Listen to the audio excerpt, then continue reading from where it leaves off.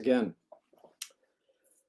Oh, it's been quite a busy day today. What time is it? Oh, it's past 7 o'clock, 1900 hours, Central Time, USA, Canada.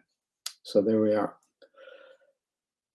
Today we have another reading from the Science of Mind magazine, The Daily Guides. And of course, our writer this month is Mary Davis. And I said a little bit about her on our very first session. So let's just get right into it and then we can sort of digest it afterwards. When spirit takes the lead.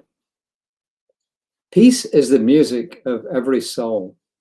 Our glory lies in understanding, listening, and honoring that music. Peace is the music of every soul. Our glory lies in understanding, in listening, and in honoring that music. And that's from Amit Ray, Walking the Path of Compassion. He's an Indian author. He's a spiritual master. He teaches meditation, yoga. He's got a 114 chakra system. And I didn't look up any more than that. So there he is. Ernest Holmes in 365 Science of Mind says, "My body is the temple of the living spirit. It is spiritual substance now. Every part of my body is in harmony with the living spirit within me." And as I said, that was Ernest Holmes, 365 Science of Mind, page 28. And this is from our writer, Mary Davis, who says, "We're a symphony of mind, body, and spirit. We orchestrate an infinite dance between our humanity and our divinity. We don't want to use our spiritual wisdom to become less human. Rather, we want to be able to operate in the world with our feet squarely on the earth while listening to the direction of our highest selves and our divine wisdom. We want the power of spirit to lead the way as we navigate our human challenges. The trouble is, the spirit part of us, the loving part of me," she says, "that escaped from my body in the ambulance." Remember, she talked about how when she was sick and the ambulance came and hauled her away, and then she had what she called a near-death experience, probably more like an out-of-body experience. And she says, "The living part of me that escaped from my body in the ambulance often takes a back seat. It's a quiet whisper in a noisy room.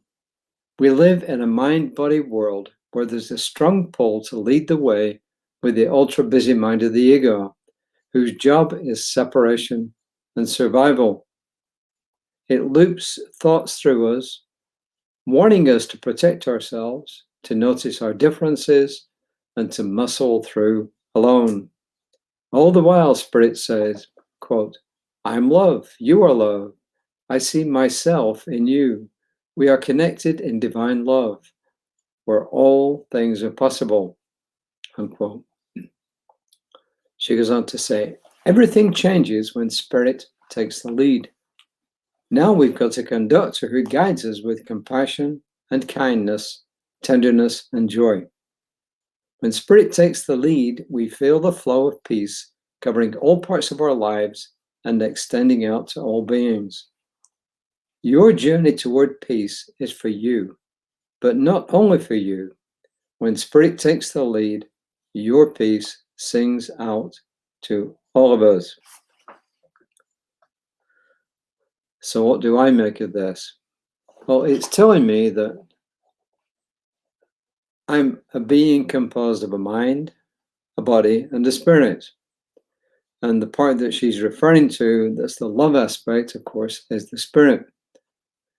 And the mind that we refer to in this sense, in the way she's talking about it here, is of course that part of the mind that's the ego. So when the ego is in control, then we start to lose our connection with our higher self, our spirit. But when the spirit is in control, then the ego does its job. It helps us to just operate in this world. We need to know that we're separate from other things in some physical sense, that I'm not the chair I'm sitting on the chair. I'm not you and you're not me in the physical aspect of beingness, right?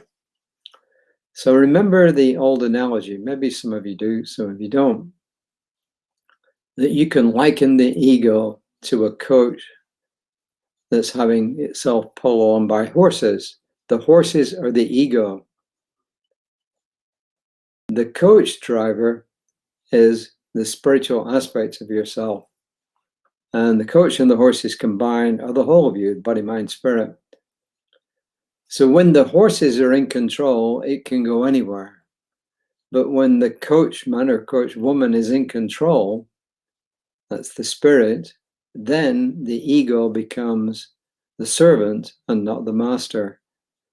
And when the servant does its job, then we survive and we do very well in the world. So she's saying two things here, I think. One is, yeah, we need an ego to survive in the world, but we don't need an ego that's in charge. And if you look around, you can see people whose egos are completely in charge of what they do. And if you look back at your own life, or look back at mine, I can see times when my ego has been in charge. And I can see times when my ego is under control. Excuse me, it's been a long day and I just dashed back from a business meeting. And in the business meeting there were, I don't know, 80 people. And you can see the times when the ego's in control and when it's not. So it's pretty easy. So the message really today is, like she says in the affirmation, to look, I'm a symphony of mind, body, and spirit in alignment with my highest and most loving wisdom.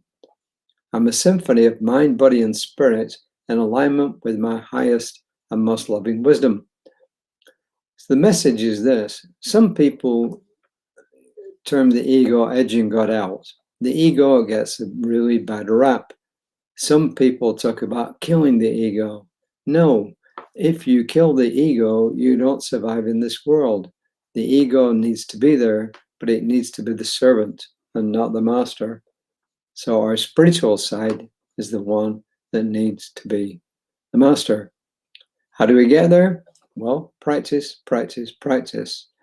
Spiritual work, spiritual work, spiritual work. I know people get fed up of hearing that, but it's the truth. When we continue to do our spiritual work, prayer, meditation, centering, breathing techniques, all of these help us to actually start to put our spirit more in control than our ego. And when that happens to lots of people, the world becomes a much better place. That's all I got. Reverend Lisa will be on tomorrow morning at 9 a.m. I almost said 5 a.m. I don't know why, but 9 a.m.-ish. Maybe nearer to 9:30. I don't know. I'll be back tomorrow, somewhere around about 5. I'm trying to think tomorrow afternoon. I should be able to get back on by 5 tomorrow. But the bottom line in all of this is these are intended for your education, but they're also intended to give you pause for thought. And it's not necessarily the case that you're expected to agree with everything that I say or one of these writers says.